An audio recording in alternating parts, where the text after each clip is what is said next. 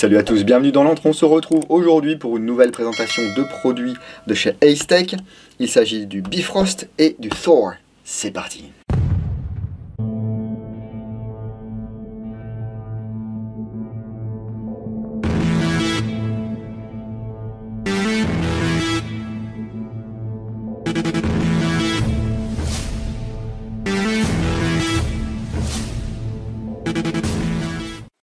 Et avant de commencer cette vidéo, j'aimerais remercier toute l'équipe d'Ace-Tech qui me soutient depuis quelques années maintenant en m'envoyant quasiment tous les produits qui sortent. Et en ce moment, ils ont l'air assez prolifiques. Et là, on va avoir droit à deux nouveaux objets, le Bifrost et le Thor.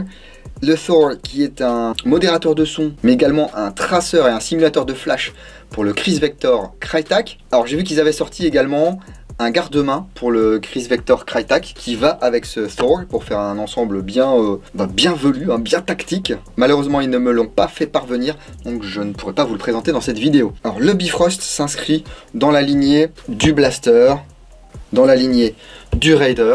Ce sont des full autotraceurs qui font également office de simulateur de flash lorsqu'une bille les traverse. Donc c'est livré bien sûr dans la petite boîte habituelle de chez Ace-Tech. On peut voir ici qu'a priori il y aura une version beige. Ici le QR code pour accéder au site d'Ace-Tech directement. Donc qu'est-ce qu'on vous dit? Le Bifrost, il simule un flash avec des effets de flamme multicolores. 11 modes multicolores disponibles. Alors 3 modes de traceur: normal, sniper et off. Sniper, c'est rigolo ça.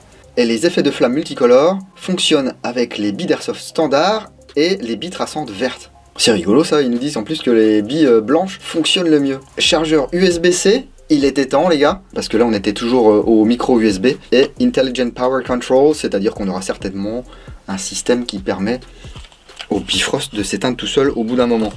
Alors voyons voir ce qu'il y a là-dedans. Je me suis déjà servi du Bifrost en partie sur une OP. Je vais monter ça sur mon RPK. C'était assez sympa. Ace-Tech nous fournit un adaptateur pour pouvoir monter le Bifrost sur un PA.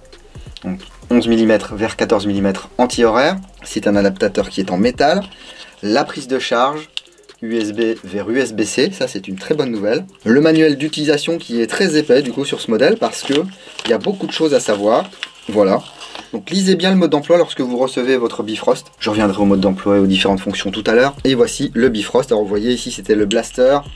Le Bifrost, il a à peu près les mêmes dimensions. Le profil est légèrement différent. Ça pèse 61 grammes, son diamètre est de 30 mm et sa longueur de 81 mm. On peut voir ici les différentes LED. Ici le profil avec les ouvertures, ça c'est de l'aluminium. Ace-Tech Bifrost, le numéro de série. Made in Taiwan. Ici un taraudage 14 mm anti-horaire.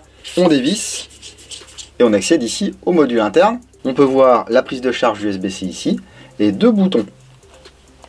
Alors, je ne sais pas si vous pourrez le voir à l'image. Sur le bouton de droite c'est on-off et sur le bouton de gauche on a une sorte de petite flamme qui va nous permettre de passer d'un mode à l'autre. Quand vous recevez le Bifrost, vous le chargez tout de suite. C'est une batterie Li-ion qui met à peu près 2h30 pour atteindre sa pleine charge. L'autonomie est assez sympa. En traceur seulement on peut tirer 24 000 billes, en flamme seulement 12 000 billes et en traceur plus flamme 12 000 billes. Pour savoir où vous en êtes de votre charge et surtout de votre décharge, il y a une petite LED ici. Elle est verte de 100% à 80%, orange de 60 à 30% environ et rouge de 30 à 0%. Mais vous avez le fameux Intelligent Power Control qui fait que si vous oubliez à la fin d'une partie d'éteindre le Bifrost, il va s'éteindre tout seul au bout de 5 minutes et ensuite on va le réveiller en le secouant comme ceci. Si vous n'avez vraiment plus du tout de batterie, la LED rouge va clignoter, les LED rouges de flash vont clignoter 3 fois et le Bifrost va s'éteindre. Lorsque vous allez monter le Bifrost sur une réplique, il va falloir faire attention au canon interne qui dépasse. Lorsque ça sera vissé, il ne faut pas qu'il y ait plus d'1 centimètre de canon qui dépasse, sinon ça va perturber les capteurs et ça ne fonctionnera pas. Donc on va le mettre en route, ici j'appuie une fois sur Mode, donc le bouton droit. Et donc là j'ai un clignotement, 3 lumières, la LED verte ici. Donc vous voyez ici, il n'y a plus de LED, comme sur les anciens modèles. Ils ont bien pris en compte ce qu'on avait dit, ça c'est chouette. On ne peut plus vous repérer de loin dans le noir, comme c'était le cas ici avec le Blaster. Ça a flashé 3 fois lorsque je l'ai allumé parce que lors de mon OP, je m'étais mis en mode arc-en-ciel. C'est-à-dire que lorsque je tire, toutes les demi-secondes à peu près, la couleur va changer. Lorsqu'on arrête de tirer, ça se verrouille sur la dernière couleur, et lorsqu'on recommence à tirer, ça reprend le cycle. Et pour changer l'effet, on appuie sur la flamme ici. Donc là, je devrais avoir 4 lumières, 2, 3, 4. Là, c'est le mode démo, ce qui fait que chaque mode de flamme est activé pendant 5 coups. Alors vous inquiétez pas, on ira voir ça tout à l'heure. Hein. Je rappuie. Donc ici, j'ai les différentes couleurs. Rouge, orange, jaune, vert, bleu, rose, violet. Un flash long, je suis en mode RGB. Ensuite, 2 flashs comme ça, mode arc-en-ciel. Donc bah, comme son nom l'indique, hein, ça illumine les billes avec une lumière arc-en-ciel. 3 lumières comme ceci, mode arc-en-ciel dynamique, on en a parlé tout à l'heure. Si j'appuie une courte fois sur mode, ici je vais activer ou désactiver le traceur. Ici je l'active, ici je le désactive. Lorsqu'on appuie longtemps sur le bouton Power On, ça va changer. Voilà, ici j'ai un flash sur la lumière verte ici. Un flash, on est en mode traceur standard. Chaque bille est allumée. Je laisse appuyer. Voilà, on a eu 2 flashs, on est en mode sniper. Donc il y a une bille sur 3 qui sera illuminée. Et la fonction flamme est désactivée. Je continue à appuyer. 3 flashs, mon traceur est off. Par contre, je peux avoir mes flashs. Vous voyez? Et là, on change la couleur des flammes. Orange, jaune, vert, bleu, rose et violet. Hop là. Traceur plus flash. Vous voyez, hein, ça change de couleur. Alors ça se voit peut-être pas trop à la caméra. Mode démo.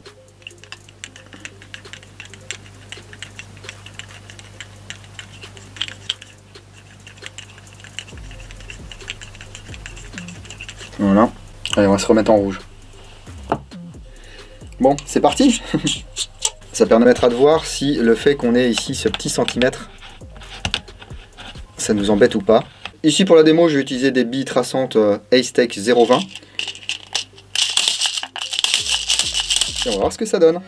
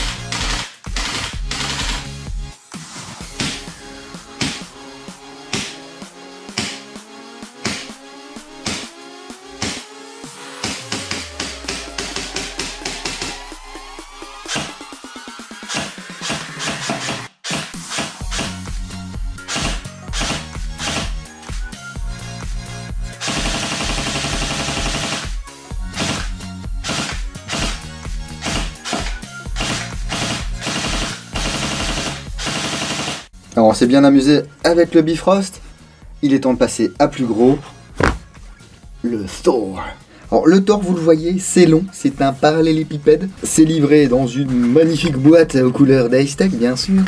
Avec son mode d'emploi, un câble de chargement USB vers USB-C, une petite clé Allen et bien sûr le module Thor. C'est beau, c'est de l'alu, c'est lourd. Mais qu'est-ce que c'est? Regardez, ici on a un module Bifrost, des stries ici, les marquages, Ace-Tech, Thor, et là rien, pas de filetage.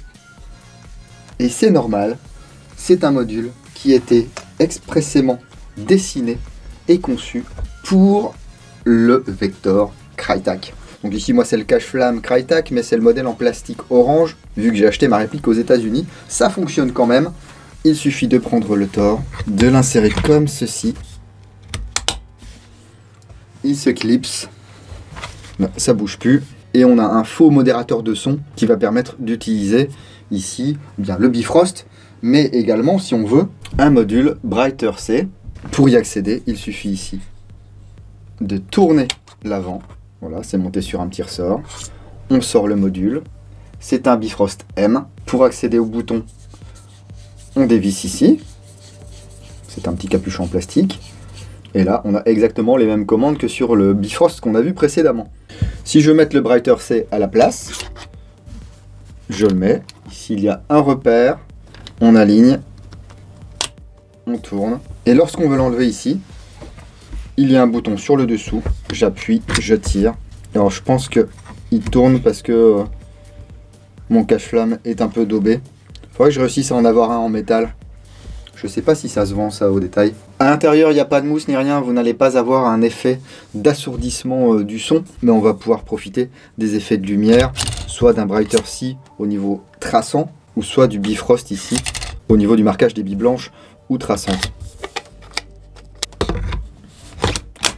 Et bien voilà, j'en ai fini avec le Bifrost de chez Ace-Tech. Je pense vous avoir presque tout dit sur ce nouveau module. C'est maintenant à votre tour de vous exprimer dans la partie commentaire de cette vidéo. Dites-moi ce que vous en pensez, est-ce que ça vous inspire, est-ce que vous trouvez ça complètement inutile? C'est sûr qu'on n'est pas tous fanas de voir des billes arc-en-ciel sortir de notre réplique, mais pour un cosplay licorne, pourquoi pas? En tout cas, moi je trouve ça bien fun. Ce qui est cool, c'est qu'il n'y a pas besoin d'avoir des billes phosphorescentes.